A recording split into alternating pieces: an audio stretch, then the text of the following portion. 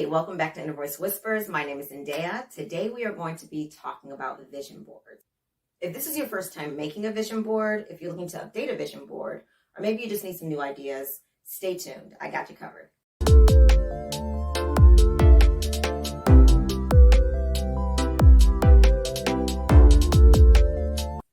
Now, I am kind of new to the vision board thing. I've been making vision boards for the past couple of years. So I started in 2020. And the very first vision board that I did was a 5-year vision board. The one I did in 2021 was a 1-year vision board.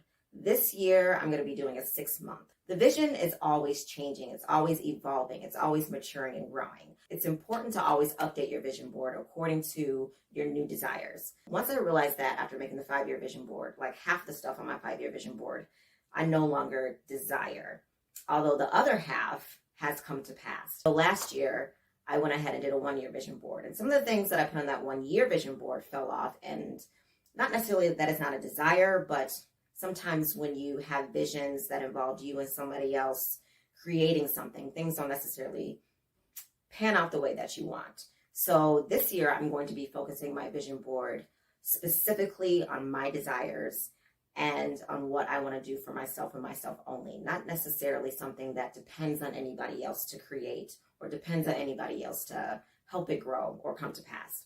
What I really think is going to be beneficial about the 6-month vision board that I'm doing today is the fact that I'm halfway through the year and I kind of know where I want to go with the rest of my year. I can kind of pinpoint the things that I want to do for the next 6 months. So because so many things have changed since last year, and because I know the pace that I'm going at this year, I can kind of more fine tune the way I want my vision board to look.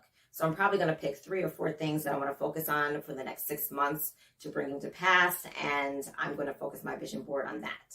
Now, I do like to use vision boards as a tool. I like to use it to clarify and pinpoint exactly what I want within a certain amount of time. Vision boards are good for any time of the year. So right now I'm going to be doing a 6-month vision board. It doesn't really matter when you do it. When you come across inspiration and you know what you want and you know where you're going, I say go for it. You can either update your vision board, you can make one. Just make sure that whatever you do, you can see your vision board on a regular basis, whether it's in a place that you meditate, whether it's in a place that you, in your bedroom before you go to bed, whatever the case is, make sure that you can lay your eyes upon it and just reflect on what you want.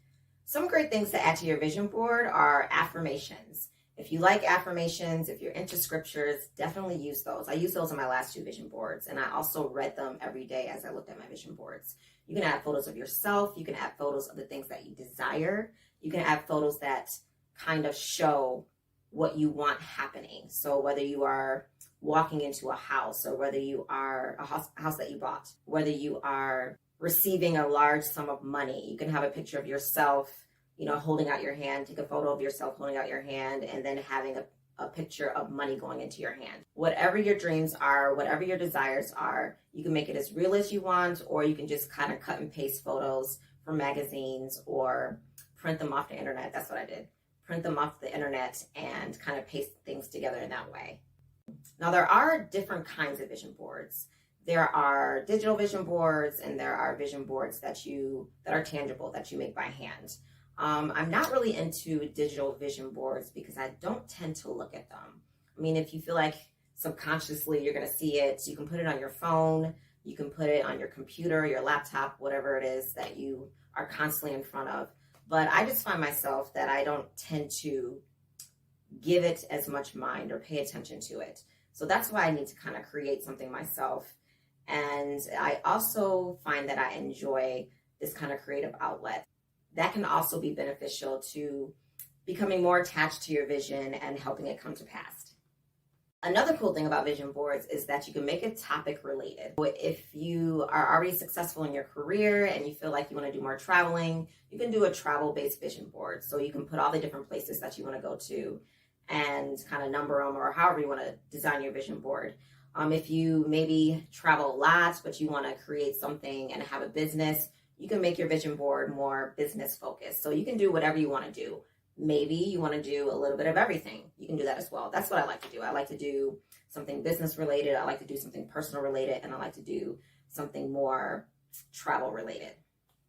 I've also seen vision boards that vary in styles. So some are conservative, some are more blended, some are more colorful, some are more artistic.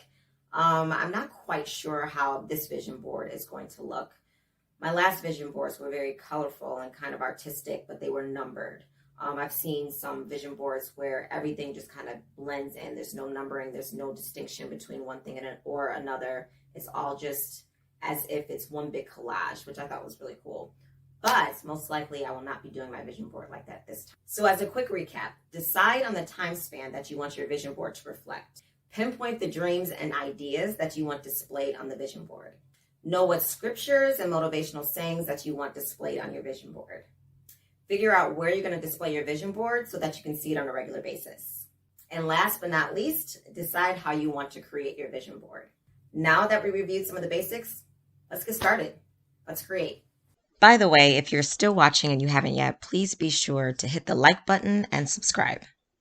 Usually when I get started creating my vision board, I like to play around with what I have and see what fits where and how I want the layout to look. I went to Michael's and the dollar store to pick out a lot of items.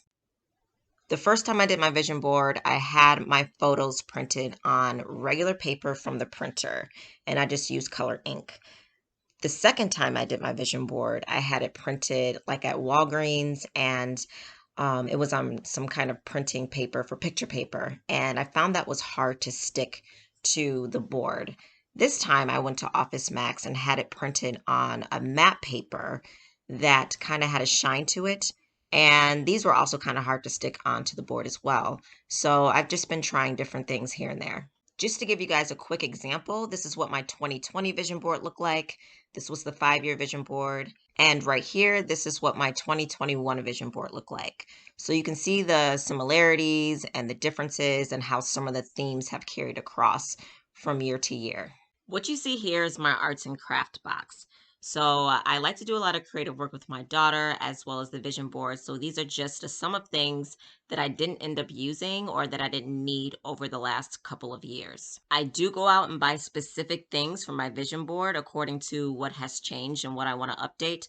But sometimes I'll go through the box and find a few things that I can still use. My last tip is to buy really good glue. You don't want your stuff falling off of your vision board. That's very frustrating. Elmer's for me didn't cut it. This is the final product of my 2022 vision board.